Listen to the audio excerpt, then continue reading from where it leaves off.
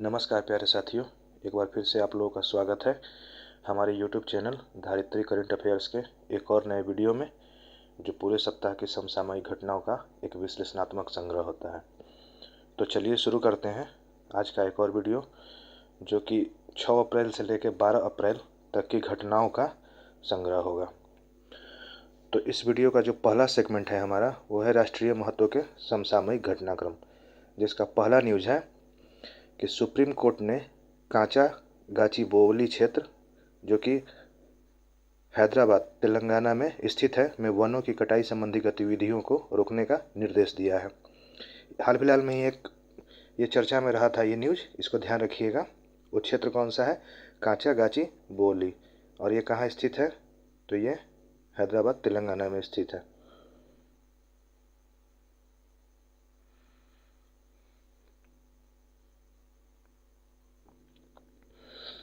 अगला न्यूज़ है, हाल ही में मिखाइलो विक्टोरोविच पोलियाकोव नाम के अमेरिकन यूट्यूबर ने, ये एक अमेरिकन यूट्यूबर थे भाई साहब, ने भारत सरकार द्वारा प्रतिबंधित क्षेत्र उत्तर सेंटिनल द्वीप, इस जगह का नाम याद रखिएगा, उत्तर सेंटिनल द्वीप, जो अंडमान और निकोबार द्वीप समूह का एक हिस्सा है, में निर्वासित सेंटिनल जनजाति से मिलने की कोशिश की है। अच्छा, इस न्यूज़ के बारे में हम लोग थोड़ा ध्यान से नीचे देखेंगे कि आखिर ये क्यों महत्वपूर्ण है, इसे क्यों याद रखिएगा आप लोग। और ये सेंटिनल द्वीप है कहाँ? तो ये बंगाल की खाड़ी में स्थित अंडमान द्वीप समूह का एक हिस्सा है। अच्छा, सेंटिनली जनजाति जो है वो हजारों वर्षों से इस द्वीप पर रह रही है, और सबसे मुख्य बात ये है कि वो आज भी हजारों वर्षों से, कई रिपोर्ट में ऐसा देखने को मिलता है कि ये 30,000 वर्षों से दुनिया से अलग है। कई रिपोर्ट में ये देखने को मिलता है कि ये 40,000 50,000 वर्षों से बाकी दुनिया से कटी हुई है। तो ये जनजाति हजारों वर्षों से उस द्वीप पर अपने आप को दुनिया से काट कर रखे हुए है। और यह द्वीप कहाँ है? तो ये द्वीप भारत में, भारत का एक संरक्षित क्षेत्र है, जहाँ बाहरी लोगों का प्रवेश जो है प्रतिबंधित है। और इसी द्वीप पर ये व्यक्ति, जिसका नाम था मिखाइलो विक्टोरोविच पोलियाकोव, ये उन सेंटिनलीज से मिलने का कोशिश करते हुए वहाँ पर जाने का प्रयास किया था। इसके साथ कुछ और बिंदु जो ध्यान में रखिएगा कि अंडमान निकोबार द्वीप समूह की अन्य 4 जनजातियाँ इसके अतिरिक्त वो कौन कौन है? तो ग्रेट अंडमानी, ओंग, जारवा और सोमपेन। तो ये सभी बिंदु याद रखा जाने योग्य है। और एक मैंने यहाँ एक बिंदु ऐड कर दिया है, जो एग्ज़ाम पॉइंट ऑफ व्यू से तो ज़रूरी नहीं है, लेकिन आप समझ सके इसके लिए मैंने ये पॉइंट यहाँ पे ऐड कर दिया है। वो क्या है कि जॉन एलिन चाउ, जो कि एक ईसाई मिशनरी था, जो इस जनजाति को ईसाई धर्म में परिवर्तित करना चाहता था, और 17 नवंबर 2018 को उस द्वीप पर ये गया, लोगों से मिलने का कोशिश किया, लोगों से बातचीत करने की कोशिश की, लेकिन क्या हुआ कि सेंटिनलीज लोगों ने तीर मारकर उस व्यक्ति की हत्या कर दी थी। तो इससे आप समझ सकते हैं कि ये बाकी दुनिया से किस तरह से कटे हुए हैं। इस व्यक्ति का उद्देश्य था कि उन लोगों को मुख्य धारा में लाया जाए और साथ ही उन लोगों को ईसाई धर्म में परिवर्तित किया जाए। लेकिन उन लोगों ने इस व्यक्ति को, आप जैसे कि इमेज में देख भी सकते हैं कि उस व्यक्ति का नाम था जॉन चाउ। तो इसीलिए ये न्यूज़ महत्वपूर्ण था। और अभी हाल फिलहाल में एक और व्यक्ति, जिनका नाम ऊपर मेंशन किया हुआ है, ये नाम याद रखिएगा। तो मुख्य बात ये है कि इस प्रतिबंधित द्वीप पर अब तक बहुत सारे लोगों ने प्रयास किया है कि वहाँ के जनजाति द्वारा मिला जाए, उन लोगों से कनेक्ट किया जाए, लेकिन उन्होंने अभी तक किसी भी तरह का कोई सकारात्मक रिस्पांस, एक दो बार को अगर छोड़ दिया जाए तो अभी तक कोई ऐसा सकारात्मक रिस्पांस उन्होंने दिया नहीं है। अब इसको थोड़ा हम लोग इस द्वीप को देख लेते हैं इमेज में। तो जैसा कि आप इमेज में देख सकते हैं कि बे ऑफ बंगाल में जो ये एरो मार्किंग किया हुआ एक छोटा सा अंडमान सी के पास ये जो है द्वीप है, इसको ध्यान में रखिएगा।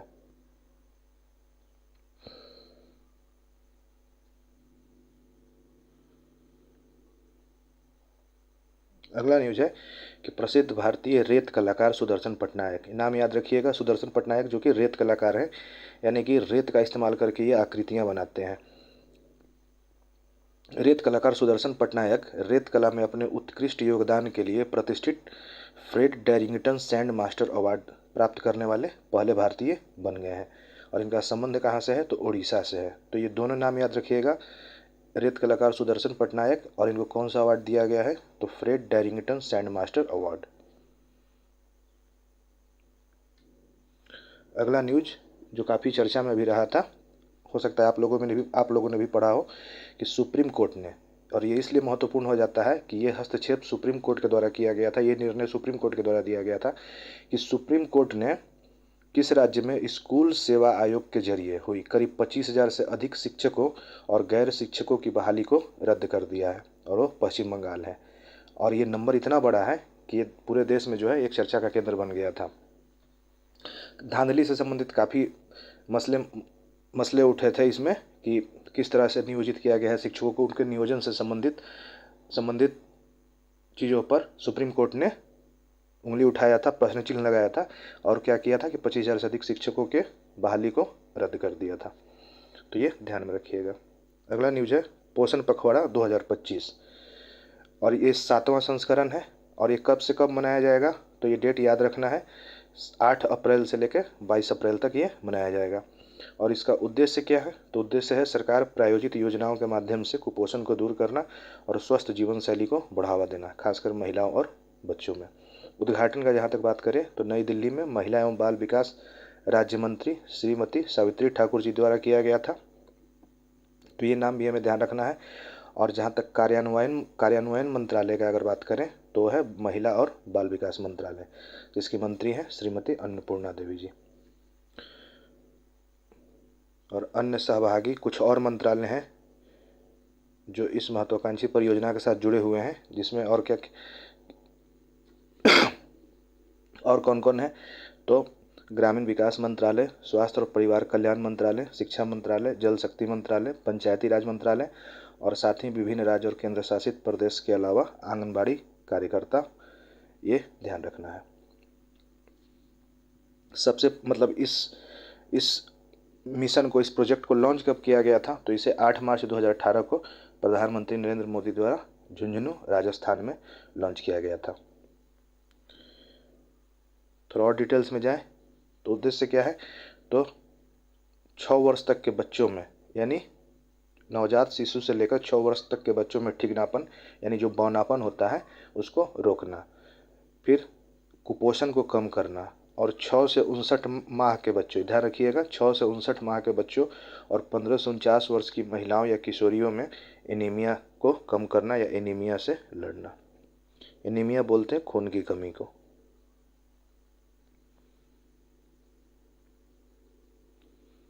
अगला न्यूज है कि भारत द्वारा प्रोजेक्ट वर्षा, इस नाम को याद रखना है, कि भारत द्वारा प्रोजेक्ट वर्षा में पहला समर्पित परमाणु पनडुब्बी बेस INS वर्षा शुरू करने की योजना है।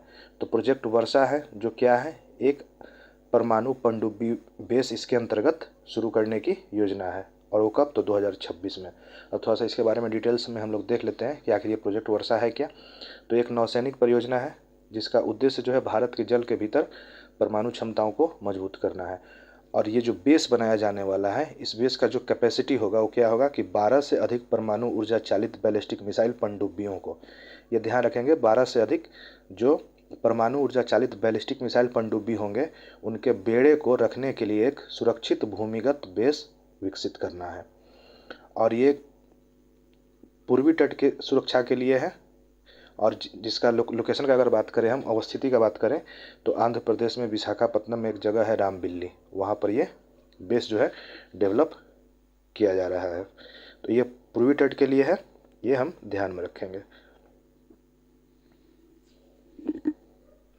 पश्चिमी तट के लिए कर्नाटक में करवार बेस को डेवलप किया जा रहा है, उससे संबंधित जो भी डेवलपमेंट्स आएगा तो मैं आपको सूचित करता रहूँगा।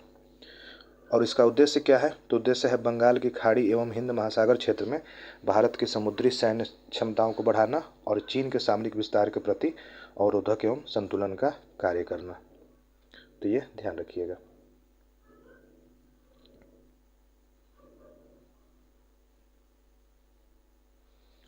अगला न्यूज है कि भारत सरकार ने क्षेत्रीय ग्रामीण बैंकों, रीजनल रूरल बैंक्स का विलय कर उनकी संख्या 43 से घटाकर 28 करने का प्रस्ताव किया है। ये एक तरह से एक राज्य और एक क्षेत्रीय ग्रामीण बैंक के सिद्धांत पर आधारित होगा। अभी 43 हैं, उनको घटाकर 28 किया जाना है। थोड़ा सा इन सभी के बारे में हम लोग डिटेल्स में देखेंगे। तो एक राज्य एक आरआरबी सिद्धांत के हिसाब से प्रत्येक राज्य में केवल एक क्षेत्रीय ग्रामीण बैंक होगा, जिसे सार्वजनिक क्षेत्र का एक बैंक जो है प्रायोजित करेगा। इसको हम लोग उदाहरण से थोड़ा समझ लेते हैं। इस संदर्भ में मैंने उदाहरण भी डाला इसमें बिहार का, कि बिहार में उत्तर बिहार ग्रामीण बैंक और दक्षिण बिहार ग्रामीण बैंक को मिलाकर बिहार ग्रामीण बैंक बनाया जाएगा। यानी कि जो दो ग्रामीण बैंक है उत्तर बिहार और दक्षिण बिहार में, उन दोनों को मिला दिया जाएगा और मिलाकर एक बैंक बनाया जाएगा जिसका नाम होगा बिहार ग्रामीण बैंक, और इसका मुख्यालय पटना में होगा और इसका प्रायोजक बैंक पंजाब नेशनल बैंक होगा। तो इन सभी तथ्यों को ध्यान में रखना है। अब थोड़ा सा आरआरबी के बारे में जान लेते हैं कि जो इनके समेकन का कार्य शुरू हुआ है, यानी विलय करने के बाद सिर्फ और सिर्फ एक राज्य और एक क्षेत्रीय ग्रामीण बैंक को अगर ध्यान में रखा जाए तो इसके समेकन का कार्य जो हुआ था 2001 में डॉक्टर व्यास समिति की सिफारिशों के बाद शुरू किया गया था। तो ये भी नाम हमें ध्यान में रखना है। और ये समेकन शुरू कब किया गया, तो 2004-05 में इसे शुरू किया गया था, जिसके पहले 3 चरणों में, यानी 2004-05 से लेकर 2020-21 तक कुल 3 चरणों में आरआरबी को 196 से घटाकर 43 किया गया था। यानी 196 थे ये पूरे देश में, जिसे घटाकर 3 चरणों में, जो कि 3 चरण कब संपन्न हुए, तो 2004-05 से शुरू होकर 2020-21 के बीच में 3 चरण संपन्न हुए, जिसमें आरआरबी की संख्या को 196 से घटाकर 43 किया गया। और ये जो समेकन अब किया जाना है, जो जिसमें कि ये लक्ष्य रखा गया है कि 43 से घटाकर 28 करना है, तो ये चौथा समेकन होगा जिसे हमें ध्यान में रखना है। अच्छा, इस तरह का समेकन क्यों किया जा रहा है, तो इसका उद्देश्य है परिचालन खर्च में कमी, प्रौद्योगिकी को बढ़ावा देना और परिचालन क्षेत्रों का विस्तार करना। अब थोड़ा क्षेत्रीय ग्रामीण बैंकों के बारे में जान लेते हैं कि इसकी उत्पत्ति नरसिम्हन कार्य समूह 1975 की सिफारिशों के आधार पर किया गया था। और इसके बाद जो पहला ग्रामीण बैंक था वो प्रथमा ग्रामीण बैंक था, जो कि यूपी में खोला गया था। और ये कब हुआ था, तो 2 अक्टूबर 1975 को स्थापित किया गया था। उद्देश्य क्या है इसका, तो इसका उद्देश्य है, ध्यान रखिएगा, छोटे सीमांत किसानों को, कृषि मजदूरों को और छोटे उद्यमियों को ऋण उपलब्ध कराकर ग्रामीण विकास को समर्थन प्रदान करना। इसमें हिस्सेदारी की बात कर लेते हैं, तो इसमें भारत सरकार की हिस्सेदारी 50% होती है, संबंधित राज्य सरकार की हिस्सेदारी 15% और जो प्रायोजक बैंक होते हैं उनकी हिस्सेदारी 35% होती है।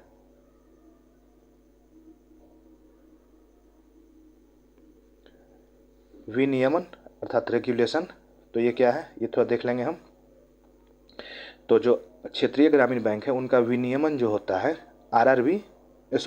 आरबीआई के द्वारा किया जाता है। यानी कि उनके संचालन संबंधी जो नियम होते हैं वो नियम आरबीआई के द्वारा बनाए जाते हैं और नाबार्ड द्वारा पर्यवेक्षित होते हैं। यानी उन नियमों के आधार पे जो आरआरबी है, यानी कि जो क्षेत्रीय ग्रामीण बैंक है, वो काम कर रहा है कि नहीं ढंग से, उसका पर्यवेक्षण किसके द्वारा किया जाता है, तो नाबार्ड के द्वारा किया जाता है।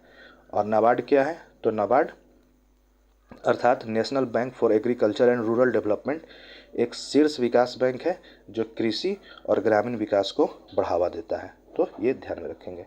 और ये क्षेत्रीय जो ग्रामीण बैंक है, ये आयकर अधिनियम 1961 के अंतर्गत इन्हें सहकारी संस्थाओं के रूप में दर्जा प्राप्त है। अब चलते हैं हम लोग अगले न्यूज़ की तरफ, जो है हंसा 3 प्रशिक्षण विमान। ये नाम याद रखिएगा कि प्रशिक्षण विमान है जिसका नाम है हंसा 3। और ये क्या है, तो ये भारत का पहला, इसलिए ध्यान में रखिएगा कि क्या है, भारत का पहला स्वदेशी रूप से विकसित एक हल्का प्रशिक्षक विमान है। और इसे विकसित करने वाली संस्था कौन है, तो इसे वैज्ञानिक तथा औद्योगिक अनुसंधान परिषद के अंतर्गत संचालित राष्ट्रीय वैमानिकी प्रयोगशाला बेंगलोर द्वारा डिज़ाइन और विकसित किया गया है। और इसका उद्देश्य क्या है, तो ये विशेष रूप से पायलट प्रशिक्षण के लिए बनाया गया है।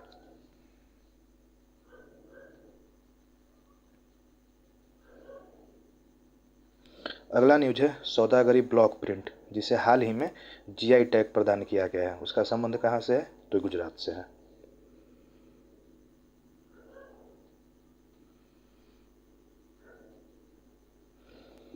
अगला न्यूज है कि हाल ही में रक्षा अनुसंधान एवं विकास संगठन अर्थात डीआरडीओ और भारतीय सेना ने ओडिशा के तट पर डॉक्टर एपीजे अब्दुल कलाम द्वीप से मध्यम दूरी की सतह से हवा में मार करने वाली मिसाइल, याद रखिएगा, सतह से हवा में मार करने वाली मिसाइल MRSAM यानी medium range surface to air missile का सफल परीक्षण किया है।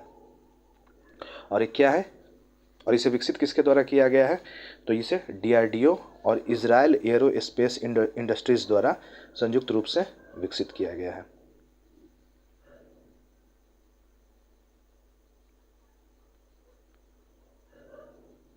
अगला न्यूज़ है कि 8 और कश्मीरी शिल्पों को GI टैग दिया गया है। उसके नाम थोड़ा हम लोग देख लेते हैं। उससे पहले ये जान लीजिए कि इसके साथ ही कश्मीर से जो GI पंजीकृत शिल्प हैं, GI टैग्ड, उनकी कुल संख्या 15 हो गई है। यानी पहले से 7 थे, अब 8 और उनमें ऐड कर दीजिए। तो नाम देख लेते हैं हम लोग। तो उनके महत्वपूर्ण उनके नाम है कश्मीर नामदा जो कि एक ऊनी कालीन है, कश्मीर गब्बा जो कि एक ऊनी चटाई है, विलो बैट जो कि हाई क्वालिटी क्रिकेट बैट है, कश्मीर ट्वीड जो कि एक प्रकार का ऊनी कपड़ा है, कश्मीर क्रूएल जो कि एक हाथ से कढ़ाई किया हुआ कपड़ा है, कश्मीर चेन स्टिच यानी पारंपरिक हस्त कढ़ाई की एक तकनीक है। ये शिकारा, इसके बारे में आप लोग सुने होंगे, एक पारंपरिक नाव है जो कश्मीर में डल खास करके जो डल लेक है उसमें ये चलाई जाती है। और अगला है वागुआ जो क्या है? पारंपरिक फर्श की चटाई।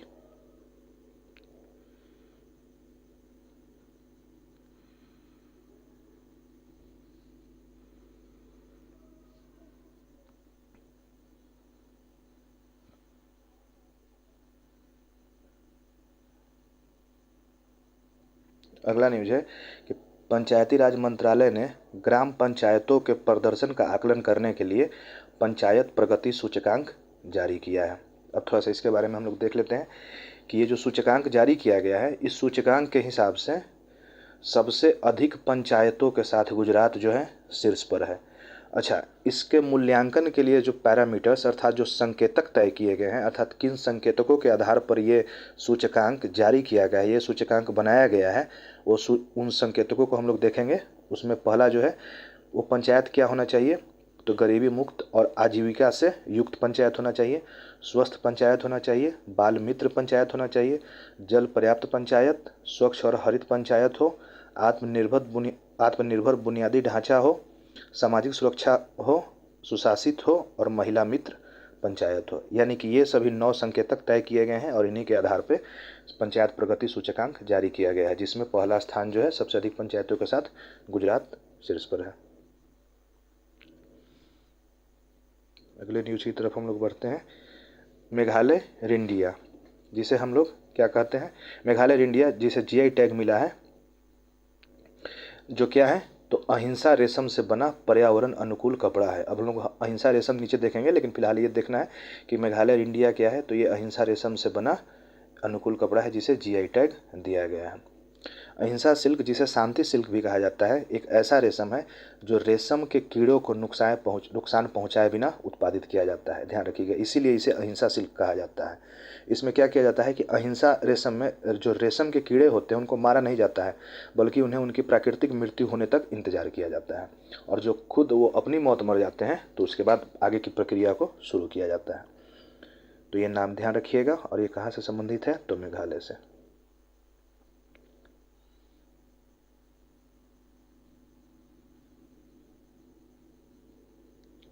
अगला न्यूज है कि उत्तर प्रदेश पुलिस को पुलिस सुरक्षा श्रेणी में 2025 का स्कॉच अवार्ड दिया गया है।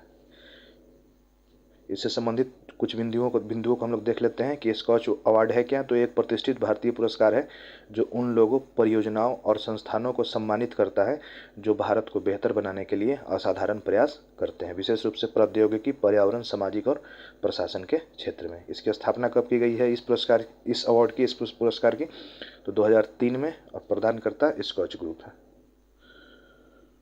इसे हम लोग ध्यान रखेंगे।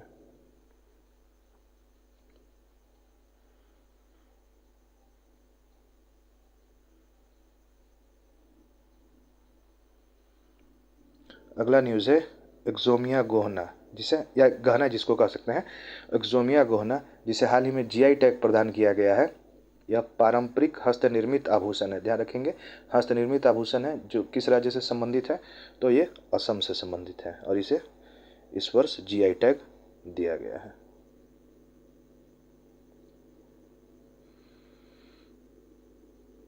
अगला न्यूज़ है कि हाल ही में minister of science and technology and earth sciences Jitendra Singh द्वारा जम्मू और कश्मीर के मंडलोत, ये जगह हम लोग ध्यान रखेंगे क्योंकि एग्ज़ाम में कई बार जगह का नाम पूछ लिया जाता है, तो इसलिए याद रखा जाना जरूरी है कि जम्मू एंड कश्मीर के मंडलोत में भारत का पहला, और इसलिए भी जरूरी है कि ये भारत का पहला है, अत्यधिक ऊंचाई पर स्थित जलवायु अनुसंधान स्टेशन का उद्घाटन किया गया है।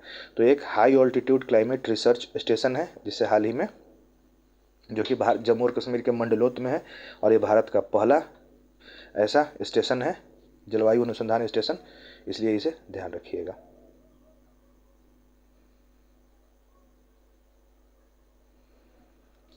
समुद्र प्रदक्षिणा थोड़ा देख लेते हैं इसके बारे में। तो ये भारत की तीनों सेनाओं यानी थल सेना, नौसेना और वायुसेना की महिला सैनिकों द्वारा, इसमें जितने भी इस मिशन में जितने भी लोग भाग ले रहे हैं वो सारी की सारी महिलाएं हैं। उनकी संख्या क्या है? तो 12 है। महिला सैनिकों द्वारा शुरू किया गया एक मिशन है। ये दल 55 दिनों में 6500 किलोमीटर की समुद्री यात्रा पूरी करेगा, और ये दल मुंबई से होकर अरब सागर को पार करते हुए सेशेल्स क्या है? तो एक हिंद महासागर में स्थित एक द्वीपीय देश है। तो ये मुंबई से होकर अरब सागर को पार करते हुए सेशेल्स तक जाएगा और फिर वापस मुंबई लौटेगा। इस मिशन को लेफ्टिनेंट जनरल AK रमेश ने हरी झंडी दिखाकर रवाना किया है। तो ये जो इसमें संबंधित जो नाम है उन नाम को याद रखा जाना जरूरी है।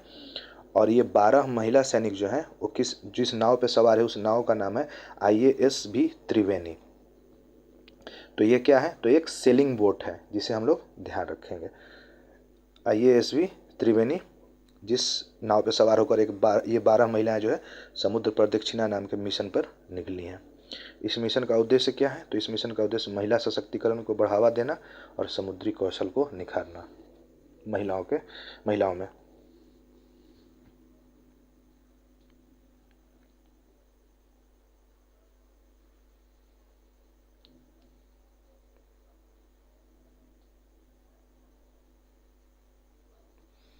अगला न्यूज है कि भारत के सांख्यिकी और कार्यक्रम कार्यान्वयन मंत्रालय ने भारत में महिला और पुरुष 2024 चयनित संकेतक और डेटा नामक रिपोर्ट का 26वां संस्करण जारी किया है।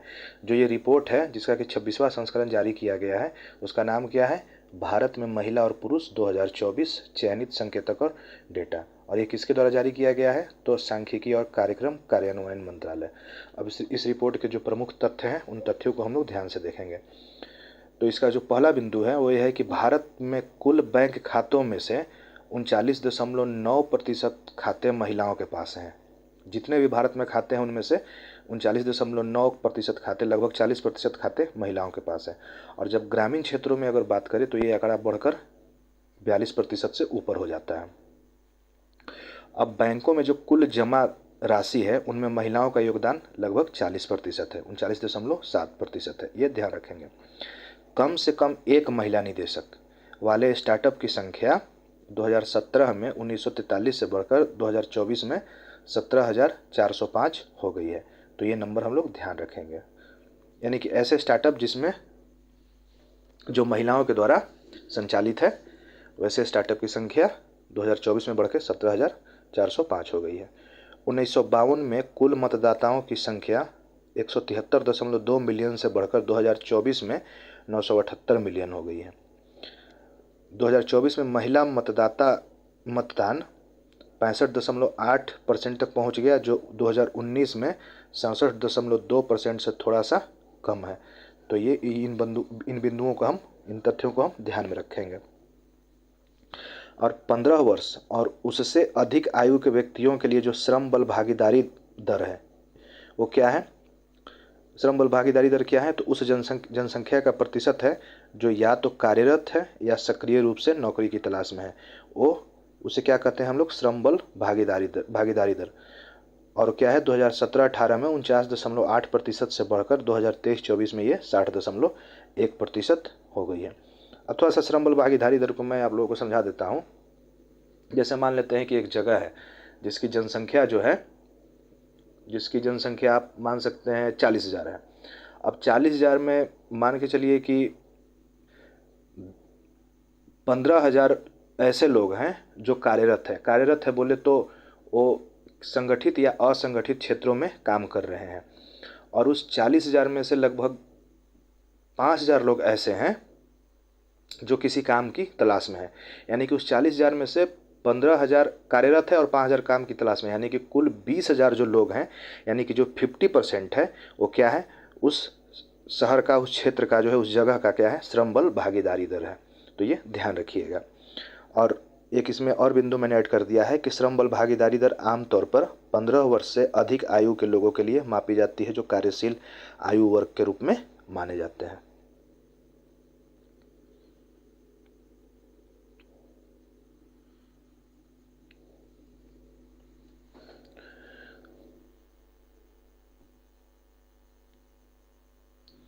अगला न्यूज है कि भारत में कच्चे रेशम का उत्पादन 2017-18 में 31.9 हज़ार मीट्रिक टन से बढ़कर 2023-24 में 38.9 हज़ार मीट्रिक टन हो गया है। तो इन आंकड़ों को ध्यान में रखिएगा, इस नंबर को, इस डेटा को, कि 2017-18 के वित्त वर्ष में ये 31.9 हज़ार मीट्रिक टन था और 2023-24 के वित्त वर्ष में ये बढ़कर 38.9 हज़ार मीट्रिक टन हो गया है। कपड़ा मंत्रालय के अनुसार भारत ने दुनिया में दूसरे सबसे बड़े रेशम उत्पादक और सबसे बड़े उपभोक्ता, ये दोनों बिंदुओं को ध्यान रखना है। दूसरे सबसे बड़े रेशम उत्पादक यानी कि पहले स्थान पर चीन है और दूसरे स्थान पर भारत है, और सबसे बड़े उपभोक्ता के रूप में अपनी स्थिति मजबूत की है। यानी उत्पादन में हम लोग दूसरे स्थान पर हैं और उपभोग में हम लोग पहले स्थान पर हैं। रेशम और रेशम के सामान का निर्यात 2017-18 में, जो कि 1649.48 करोड़ रुपए था, वो बढ़कर 2023-24 के वित्त वर्ष में 2027.56 करोड़ रुपए हो गया है। रेशम क्या है, तो रेशम के कीड़ों से प्राप्त प्राकृतिक प्रोटीन फाइबर है। अब अगला बिंदु जो महत्वपूर्ण है, जिसे ध्यान रखा जाना जरूरी है, कि भारत विश्व में एकमात्र ऐसा देश है जो प्राकृतिक रेशम की सभी चार प्रमुख किस्मों का उत्पादन करता है। यानी अकेला देश है जिसमें रेशम के जितने वैरायटी हैं वो सारे यहाँ उत्पादित किए जाते हैं। अब भारत में रेशम के प्रकार थोड़ा देख लेते हैं, जो कि पहला है शहतूत रेशम या मलबरी सिल्क, जिसका उत्पादन मुख्य रूप से कर्नाटक, तमिलनाडु, आंध्र प्रदेश और पश्चिम बंगाल में किया जाता है। दूसरा है टसर रेशम, जिसे हम लोग कोसा भी कहते हैं, और ये झारखंड, छत्तीसगढ़ और उड़ीसा में मुख्य रूप से उत्पादित किया जाता है। एरी सिल्क है, जिसे अहिंसा सिल्क भी हम लोग कहते हैं, ऊपर हम लोगों ने पढ़ा है अहिंसा सिल्क के बारे में, और इसका उत्पादन कहाँ किया जाता है, तो ये असम और मेघालय में उत्पादित होता है। और अगला है मुगा सिल्क, जो कि इसका उत्पादन कहाँ किया जाता है, तो इसका उत्पादन असम में किया जाता है। तो ये रेशम के चारों प्रकार हैं, जिसे याद रखिएगा।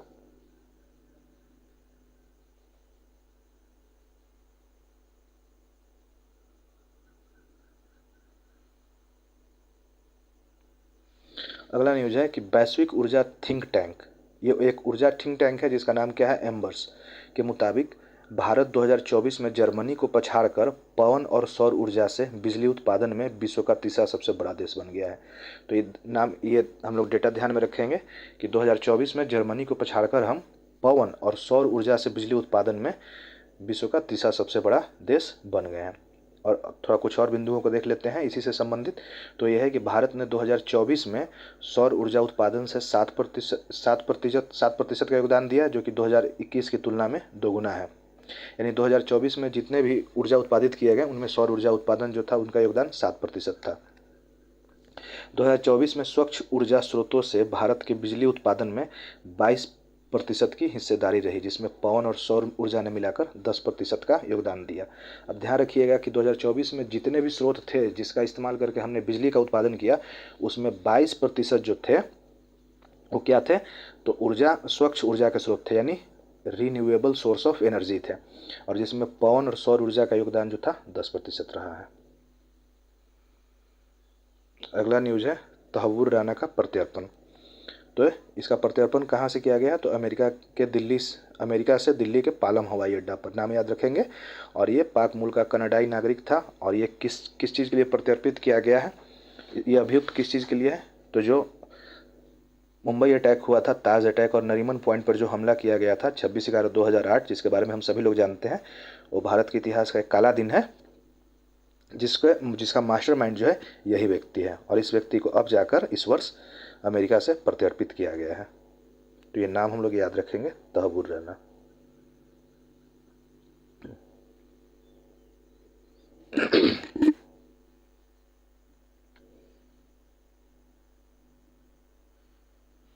अगला न्यूज है वैश्विक प्रौद्योगिकी शिखर सम्मेलन 2025 का 9वां संस्करण। ध्यान रखेंगे हम लोग, ये क्या है, तो वैश्विक प्रौद्योगिकी शिखर सम्मेलन है, और ये 9वां संस्करण 2025 में आयोजित किया गया है। और ये कहाँ किया गया है, तो नई दिल्ली में विदेश मंत्री एस जयशंकर के द्वारा उद्घाटित किया गया। आयोजन किसके द्वारा किया जाता है ये, तो विदेश मंत्रालय द्वारा नई दिल्ली स्थित थिंक टैंक कार्नेगी इंडिया के साथ मिलकर। और ये क्या है, तो एक वार्षिक संवाद है, यानी कि एनुअल डायलॉग है।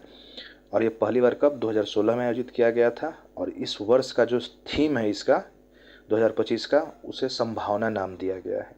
और ये है क्या, तो इस वर्ष के जो चर्चा के केंद्र में रहने वाले विषय हैं वो हैं एआई अर्थात आर्टिफिशियल इंटेलिजेंस, डेटा सुरक्षा, साइबर सुरक्षा, अंतरिक्ष सुरक्षा और उभरती हुई प्रौद्योगिकी से सहयोग जैसे महत्वपूर्ण विषयों की एक विस्तृत श्रृंखला होगी, जिसमें बहुत सारे देश के लोग शामिल होंगे और इस पर चर्चा परिचर्चा होगा। अर्थात इसका उद्देश्य ये क्या है, तो एक भू प्रौद्योगिकी पर एक उच्च स्तरीय संवाद है। तो ये हम ध्यान में रखेंगे।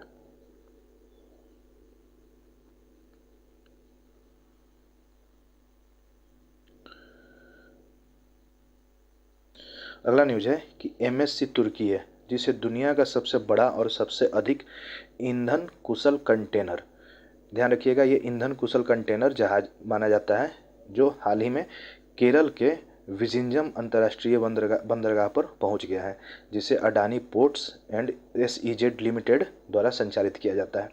तो नाम ये याद रखा जाना जरूरी है। एमएससी तुर्की क्या है, तो ये दुनिया का सबसे बड़ा कंटेनर है, दुनिया का सबसे बड़ा और ईंधन कुशल कंटेनर है। इसे ईंधन कुशल कंटेनर इसलिए माना जाता है क्योंकि ये इसमें जो है कम कार्बन फुटप्रिंट, इस कंटेनर के द्वारा कार्बन का जो उत्सर्जन है वो कम किया जाता है। और ये क्या इसका उद्देश्य क्या है, तो उद्देश्य है पर्यावरण में जो कार्बन का जो फुटप्रिंट है इसके माध्यम से उसको कम उत्पादित करना, कम उत्सर्जित करना। तो इस तरह से हम कह सकते हैं कि एक ऐसा कुशल कंटेनर जहाज है जो लार्जेस्ट तो है ही, साथ ही साथ ये ग्रीनेस्ट कंटेनर वेसल भी है, जो ट्रांसपोर्टेड कार्गो के प्रति टन कार्बन डाइऑक्साइड उत्सर्जन को काफ़ी कम करता है। यानी कि दूसरे कंटेनर वेसल के तुलना में जो कि प्रति टन कार्बन डाइऑक्साइड का उत्सर्जन करते हैं, उसके तुलना में ये काफ़ी कम कार्बन डाइऑक्साइड उत्सर्जित करता है पर्यावरण में।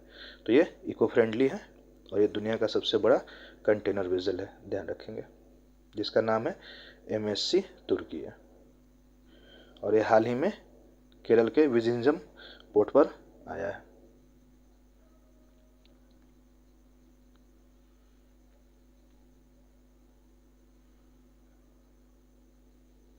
अगला न्यूज है कि वर्ष 2025 में देश का पहला यूनिकॉर्न बनने वाली कंपनी, नाम याद रखिएगा जसपे, ये 2025 का पहला स्टार्टअप है जो यूनिकॉर्न बना है। उसका नाम क्या है, जसपे। अर्थव्यवस्था में यूनिकॉर्न एक निजी स्वामित्व वाली स्टार्टअप कंपनी को कहा जाता है जिसका मूल्यांकन जो होता है 1 अरब अमेरिकी डॉलर से अधिक हो। यानी कि जो स्टार्टअप जिस स्टार्टअप का वर्थ जो है, कीमत जो है, वैल्यू जो है वो 1 अरब अमेरिकी डॉलर से जब अधिक हो जाता है तो उस स्टार्टअप को यूनिकॉर्न कहा जाता है, ध्यान रखिएगा। और इस तरह से 2025 का पहला यूनिकॉर्न बनने वाली कंपनी है जसपे। और ये इसका काम क्या है, तो ये स्टार्टअप बैंक और बड़ी कंपनियों के लिए पेमेंट टेक्नोलॉजी सॉल्यूशंस मुहैया कराता है। अगला न्यूज है कि हाल ही में 2025 में 10 अप्रैल को 24वें तीर्थंकर, जो कि अंतिम तीर्थंकर थे जैन धर्म के, 24वें तीर्थंकर महावीर स्वामी की 2623वीं जयंती मनाई गई है। यानी 2025 में 10 अप्रैल को 2623वीं जयंती मनाई गई 24वें तीर्थंकर महावीर स्वामी की। और ये 23वें तीर्थंकर पार्श्वनाथ के उत्तराधिकारी थे। तो ये एक वन लाइनर की तरह है, इसे हम लोग ध्यान रखेंगे। हाल ही में भारत ने किस देश के लिए दी गई ट्रांसशिपमेंट फैसिलिटी को समाप्त कर दिया है, तो बांग्लादेश है। ये ध्यान रखेंगे, ये न्यूज़ हाल में काफ़ी चर्चा के केंद्र में रहा था, क्योंकि अभी जिस तरह से बांग्लादेश के साथ भारत के जो भारत की जो डिप्लोमेसी चल रही है उसको ध्यान में रखते हुए बहुत लोगों ने ये निर्णय लगाया था, ये कयास लगाया था कि ये ट्रांसशिपमेंट फैसिलिटी जो है रद्द कर दी गई है, उसी को ध्यान में रखते हुए। अब थोड़ा देख लेंगे कि ट्रांसशिपमेंट फैसिलिटी है क्या। तो ट्रांसशिपमेंट सुविधा के जरिए बांग्लादेश भारत के रास्ते मिडिल ईस्ट, यूरोप, नेपाल और भूटान जैसे देशों के साथ कारोबार करता था। यानी कि अब वो कारोबार कर सकेगा भारत का इस्तेमाल करते हुए, भारत के पोर्ट्स का इस्तेमाल करते हुए, लेकिन वो सिर्फ 2 देशों तक सीमित रह गया है। वो नेपाल और भूटान तक ही कारोबार कर सकेगा, यानी नेपाल और भूटान को इस प्रतिबंध से बाहर रखा गया है। और बाकी सारे दूसरे देशों के लिए, जिसमें कि मिडिल ईस्ट के देश हैं, यूरोप है, वो बाहर उनको रखा गया है। अब थोड़ा देख लेंगे कि ट्रांसशिपमेंट फैसिलिटी क्या होता है। तो ट्रांसशिपमेंट कार्गो या कंटेनरों को एक जहाज़ से दूसरे जहाज़ में अंतिम गंतव्य बंदरगाह तक ले जाने की प्रक्रिया है, और ये आमतौर पर तब होता है जब सीधे शिपिंग मार्ग उपलब्ध नहीं होते हैं। थोड़ा सा मैं इसको समझा देता हूँ। एक पॉइंट से लेकर दूसरे पॉइंट तक जाने में बीच में जब कार्गो को एक कंटेनर से दूसरे कंटेनर में लोड किया जाता है, तो उसके लिए जो एक जगह का चयन किया जाता है, जहाँ पे ये कार्य किया जाता है, उसको हम लोग ट्रांसशिपमेंट फैसिलिटी कहते हैं। और इस प्रकार एक कंटेनर से दूसरे कंटेनर में लोड करने के बाद फिर वहाँ से उसके गंतव्य स्थल यानी फाइनल डेस्टिनेशन के लिए ले जाया जाता है। तो ये ध्यान रखिएगा।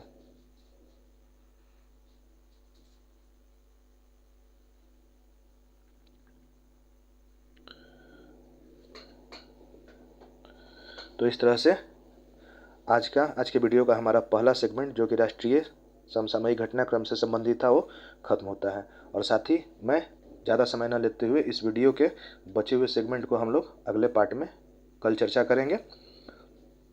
और तब तक के लिए अगर आपको यह वीडियो अच्छा लगा होगा, इन्फॉर्मेटिव लगा है, आपके लिए अगर सपोर्टिव है, तो आप इसे दूसरों के साथ भी शेयर कर सकते हैं। और साथ ही साथ कोशिश करिएगा कि वीडियो को लाइक अवश्य करिएगा तथा चैनल को सब्सक्राइब करिएगा और बेल आइकन को प्रेस जरूर करिएगा, ताकि इसका अगला पार्ट मैं जब कल अपलोड करूं तो उसका नोटिफिकेशन आपको मिल सके। और अगर आपका कोई वैल्यूएबल कमेंट है तो उसको कमेंट बॉक्स में ज़रूर पुट इन करिएगा। इसी के साथ मैं इस वीडियो को समाप्त करता हूं। एक बार फिर से आप सभी लोगों को नमस्कार, जय हिंद, वंदे मातरम।